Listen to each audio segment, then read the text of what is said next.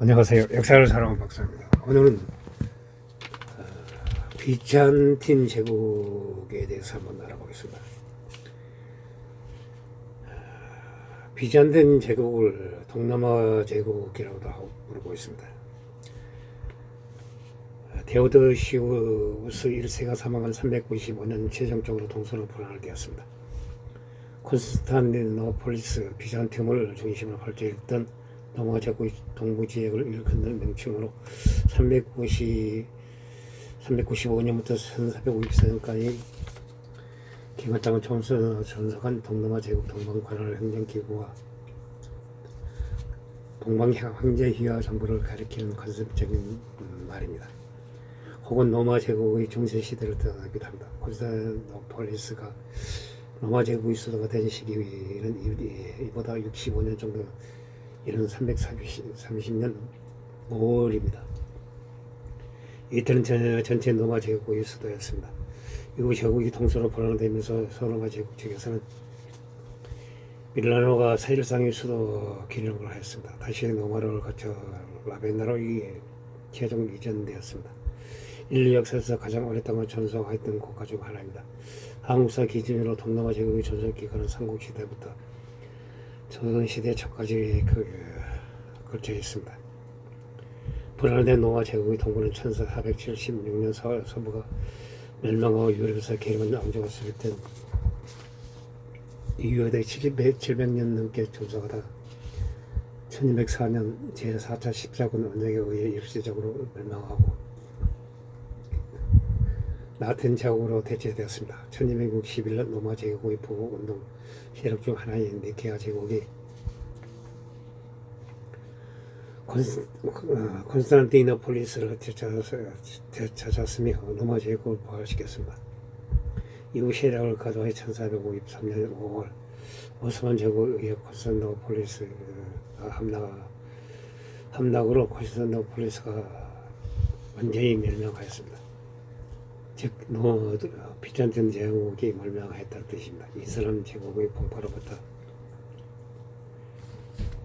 유럽 기독교 문명을 지켜내기도 했던 로마 제국 동부의 문화적 유산은 오늘날 그리스를 비롯한 정교역권 국가들과 제국을 멸망시킨 오스만 제국 후에 트리키에 뿌리 깊게 남아있습니다. 동남아에서는 통상적으로 제국을 가리켜 로마니아 보다 공식적으로는 임페리올 로마눔 로마의 통치권이라고 불렀습니다.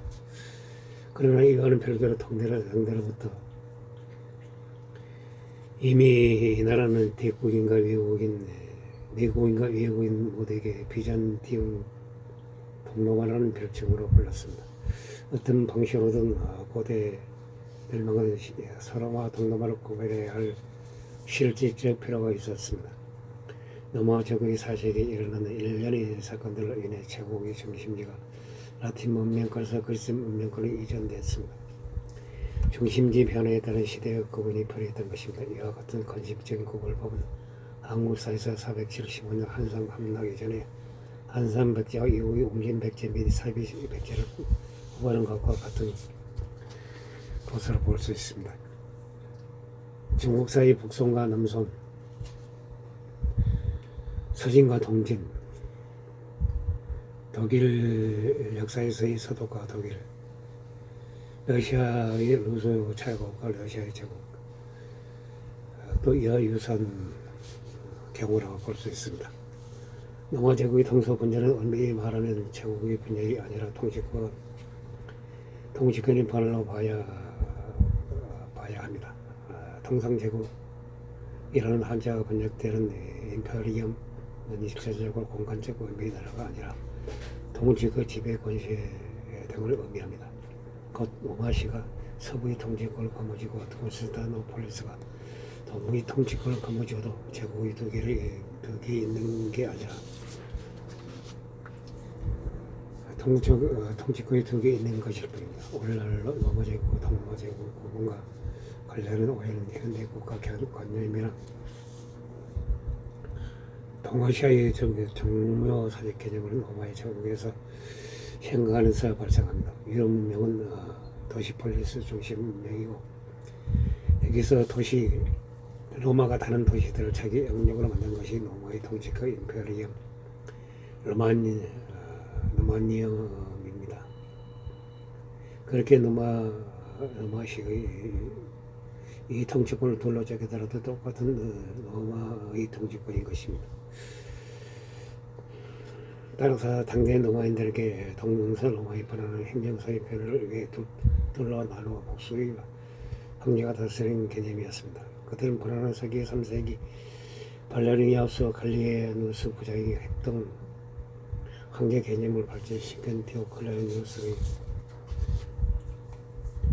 사두 정치지 현장이었습니다. 서기 4세기 디오클레아누스 시대 로마파가 국제적 물리적으로 더 높은 제국의 복수의 황제가 각자 임페리움을 통해 협치 개념으로 복수의 정부로 통치하는 통치 방법이었습니다. 따라서 390년 동서로마 번화로 열려진 시기 이후의 속적 관할권 재편 역시 별개의 국가가 이를 놓고 협상을 벌인 국제적 외호가 아니었습니다. 로마 제국은 15세기까지 존속하였습니다. 이런 이유로 정확한 어떤 시기에 비잔팀 제국이 성립되는지 말하는 것 역시 불가능합니다. 로마 제국과 같은 국가를 학문성 개념으로 설명한다는 점에서 짐작해라든 학설과 관점에 따라 동로마 제국이라는 정보가 언제 생겼다고 말하기 무척 어렵습니다. 예당 기원년 753년 공된 로마 제국의 동쪽에서 수도만 바뀐 채 살아있는 상황에서 멸망하고 새로운 나라가 건국되는 같은 정서적인 노트가 아닙니다. 학문사는 비잔팀 제국 동로마 제국으로 구분해 미사일을 나올 경우 대체적으로는 콘스탄티누스 1세가 313년 밀라노 식민을 통해 기독교를 인정하고 330년 콘스탄티노플레스를 창건하고 수도로 삼은 이후의 제국을 다수설입니다. 동설적 개념을 소개하고 있습니다. 여기서 특정 시점을 잡아 특정하게 확대 해석하고 동일력으로 따진다면 굳이 아르키디아우스를 시작으로 하는 동로마만 보고할 이유가 없습니다. 편의적인 역사 해석을 위함을 다시 생각해야 할 일입니다. 어차피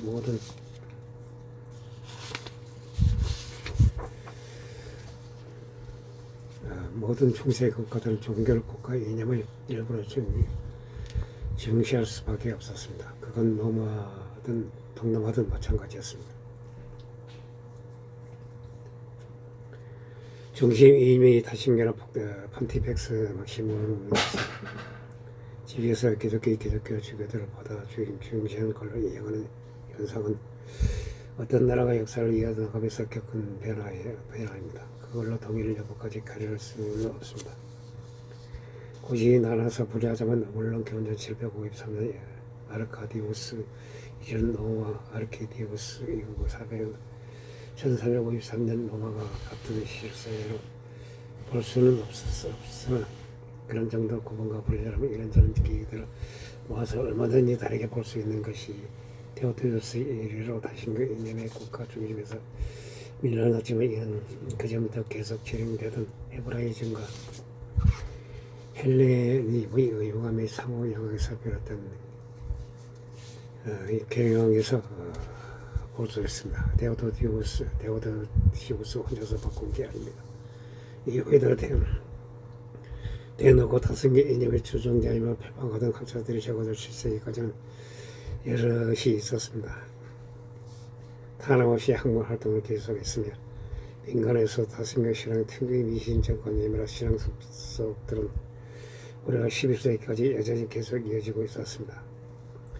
비잔팀 제국이라는 용어는 마치 한국사에서 신라와 통일 신라를 670년 기준으로 구분하듯 연설서 있는 한 나라를 편하게 구분하기 위한 간섭을 받은 것입니다. 이 나라 사람들이 제국을 부르던 이름을 로마공국이었습니다.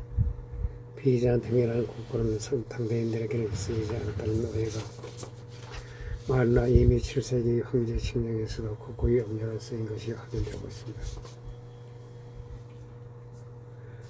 비전 틈이라는 명칭 그 처절한 바다에서 노마니아에 밀릴 수 있어도 분명히 당대인들이 공적으로 사용한 명칭입니다.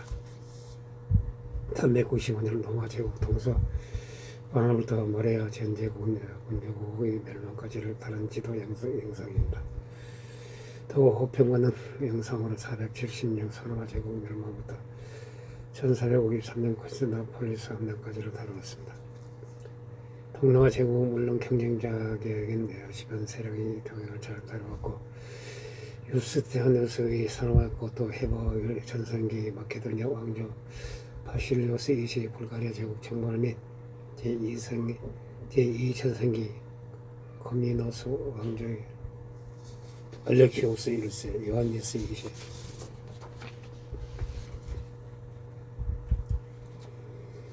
만으 5일 1세로 이어지는 제3천성기에 관련하여 희망찬 복음으로 맞는 합병을 받고 있습니다. 특히 멸망을 앞둔 15세기쯤이면 멸망을 꿈도 희망도 없는 분위기를 느낄 수 있습니다. 제국의 전성기를 제고는 꼽을 수 있습니다. 첫 번째 전성기를 개만역에 의해 잠식당한 제국이 서방 영토를 이탈리아 반도, 이베리아 반도 남부 북 아프리카까지 회복한 최대 전성기 유스티아누스 대제 시기 두 번째 전성기 당대 제국의 최대 위협이었던 불가리아 제국을 멸망시켜 발과 만화 아르메니아를 정복하면서 유스티아누스 1세 이후 최대 영토를 확보한 바실리오스 2세가 마지막 전성기인 콤니노스 왕조 치하 다시 한번 경제 백건국이 된 제국이 아나토리아 서부와 이란을 서방하고 서유럽과 이스라엘 제국에 대해 마지막으로 대꾸를 해드릴 수 있었습니다. 알렉시우스 1세 요하니스 2세 만의 1세 시기로 거론되고 있습니다. 유스티아누스 대제 당시 제국은 외적으로는 과거 최전성기에 거의 버금가는 모습을 보이는데 갈레리아 브리튼 이베리아의 일부 지역을 제외한 나머지 로마 제국 과거 영토의 상당 부분을 되찾았습니다. 그러나 얼마 안 가서 흑사병이 유행합니다. 더군다나 당시 제국은 도시가 사선자 페르시아 등 다승국보다 높아서 피해는 더욱 컸습니다.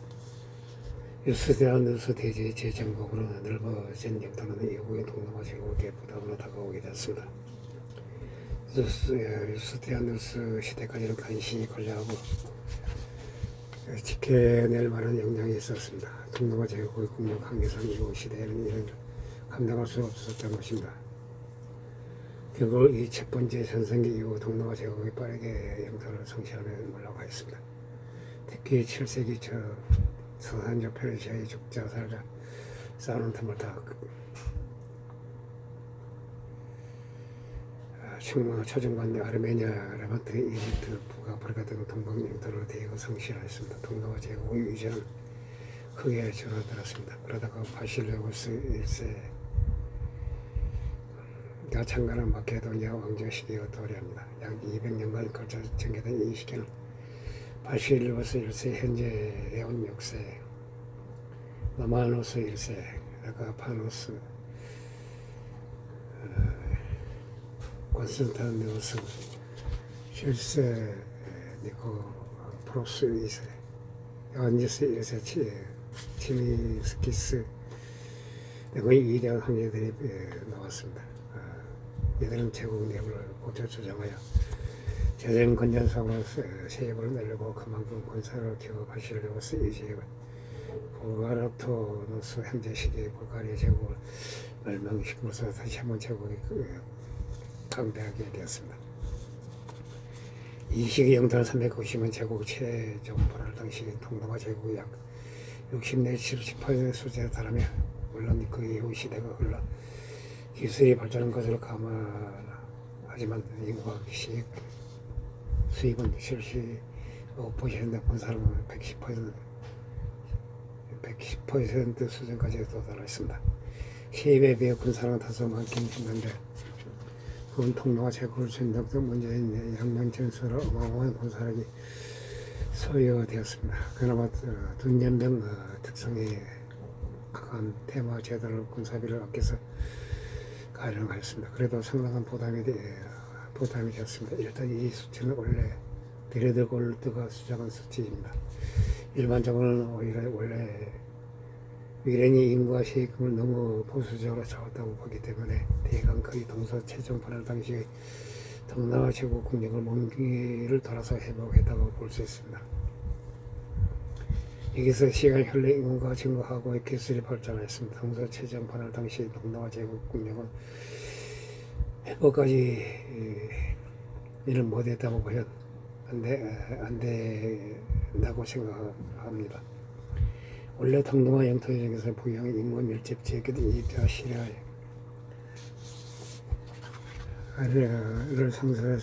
상실했음에도 남아있는 핵심 영토 경쟁 효과로 영토가 훨씬 높던 시기와 맞맞는 국력을 키운 게 더 대단한 것입니다. 예체 동남아 카나를 아니었던 일리리아, 일부 남이탈리아, 아르메니아 등 꽤 넓은 영토가 추가된 것도 감안해야 합니다. 그 상태로서 군사를 오히려 390년 당시 동남아보다 강했던 건 상당한 성취가 있었다고 합니다. 그러나 2000생년 11세기 연년 전쟁과 혼란으로 끝납니다. 동쪽으로는 셀주크 트루크인들이 밀려들었습니다. 북쪽에서는 구만족, 페네네크족 등의 침략이 이어졌으며 서쪽에서는 나르만의 공세가 줄을 이었습니다. 결국 만지케르트 전투가 결정차가 되어 기존의 테마였던 아나톨리아 반도 대부분이 셀주크 제국과 이름 셀주크 차로 넘어가게 되었습니다. 이로 인해 동남아 기존의 테마 체계가 아이디어 제국의 국력이 크게 악화되었습니다. 셀주크 제국의 지속적으로 안마가 누설되는 상황으로 알렉시우스 1세 황제가 이를 타개하기 위한 묘수 셀주크 제국에 대한 서방의 지원을 교황에 요청하였습니다. 이런 교황 우르메로 이시가 십자군 전쟁을 선포한 도하사에 대해 마침내 십자군 전쟁이 시작되었습니다. 이로 인해 제국의 안보 부담은 단기적으로 한층 덜어지는 듯 하였지만 장기적으로는 제국의 맞먹거나 어떤 부분에서는 오히려 제국을 능가하게 되었습니다.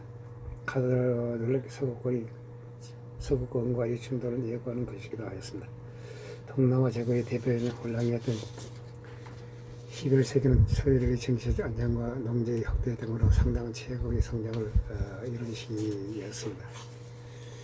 바로 이런 세기가 동남아 전산기에서 소유력 상대적 혼란이었던 것과 대비됩니다. 코미노스 왕조의 통치가 시작되면서 테마 체계에서 대한 문제가 수습되었고 서방의 십자군 원정을 적절히 활용하여 제국을 승을 돌릴 수 있었습니다. 12세기 말 알렉시우스 1세 요하니스 2세 마누엘 1세로 이어지는 시기에 제국은 중흥기가 되었습니다. 영토가 아닌 재정적으로 지표를 기준으로 했을 때 12세기 코미노스 왕조의 제한이 시기 역사상 가장 위용성하였습니다. 당대 기록에서 이미 고대를 못하고 자부할 정도였습니다. 이 시 제국의 군사력은 중앙 야전군을 4만 혹은 5만 명 선까지 팽창시켜 주요 전쟁을 삼았습니다. 재정 부분에서는 농성 공업이 모두 골고루 발전하여 역대 최고의 여과를 이뤘습니다. 12세기 중반에서 이미 조세만으로도 11세기 초에 맞먹게 됐습니다. 그 세기 후반은 들면 코스모폴리스의 하루 관심한 강화 2만 개에 달했습니다. 무엇보다도 당시 발전상이 전부 기운과는 구분되는 민간인에서 주로 이루어진 점을 감안하면 앞으로 말한 발전상조차도 이 시기 번영은 표현하기는 부족할 수 있습니다. 그만큼 제국은 유럽 최강대국 위치를 가졌고 콘스탄티노폴리스 인구는 당대 최고 수준이었습니다. 이란 제국의 형성은 안드로니코스 1세를 마지막으로 콜미너스 왕조가 혼란 속에서 붕괴하며 끝을 맺었습니다. 디익은 앙겔레스 왕조가 연이은 실정과 지방 세력이 이탈하면서 종국에는 4차 십자군으로 인해 제국의 공중 분해되는 사태가 되었습니다. 1268년 왕조가 가서 수도를 복원하며 중국을 놀아서 이후 제국은 다시는 전성기를 누리지 못했다고 합니다. 이상 비잔틴 제국에 대해서 알아봤습니다. 항시 부족합니다. 양해 부탁드립니다. 감사합니다.